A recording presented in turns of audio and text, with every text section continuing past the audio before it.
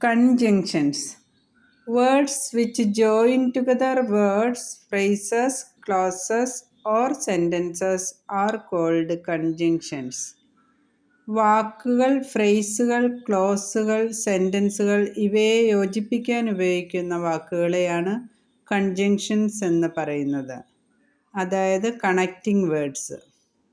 Main conjunctions are പ്രധാനപ്പെട്ട കൺജങ്ഷനുകൾ and, but, else, or, therefore, both and, as well as, to, not only but also, no less than, either or, neither nor, else or otherwise, yet or still, while, however, so, nevertheless, only, then, for, etc.